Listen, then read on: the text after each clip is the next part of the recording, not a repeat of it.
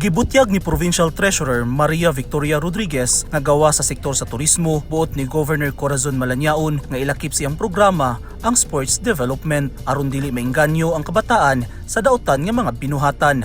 Busa padayon ang ginahimong lakang sa probinsyal nga gobyerno aron mahingpit ang tinguha sa gobernadora sama sa ilang pagigalayon sa ilang mga stakeholders ug sa Department of Education. We started mga seminars. One we call is in February. Nagpatawag ni sports coordinators from DepEd. We have to involve that DepEd. Okay, kaniman sila ang ato ang mga partners, especially in developing kids sa grassroots level. Kung anong gusto ni ma'am na kailangan holistic ang approach namo. Ang kinahanglan sa under sa iyang governance, ipasok gid ang sports development. Gusto ni Governor Malanyaon na mahatagan og bilis sa kabataan ang ilang edukasyon ug extracurricular nga naga-focus sa sports. Hilabi na sa panahon karon nga halos nawala na ang pagkahilig sa kabataan sa sports tungod sa social media.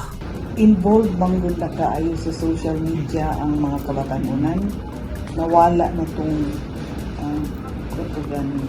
i-value nila ang education and extracurricular focusing on sports kay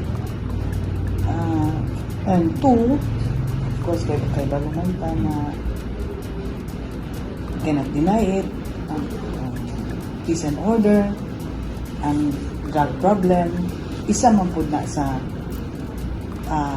makaapekto, no? And then, these kids and teens are more vulnerable for that.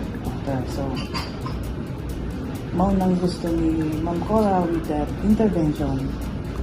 Lahit po itong intervention sa ubang nagkalain-lain agency, pero this one through sports. Nagtuo si Rodriguez nga pinaagi sa sports, malig-on ang values formation ug disiplina sa kabataan. Diha po nato ang makita ang unsa ang pwede matabang. Through sports, makuha nato, mabalik nato ang value formation. We always instill that every time na naami. In fact, ang mga stakeholders nga nagka-seminar, no? Gina-instill na mo part sa mong program ang value formation, and then discipline, no?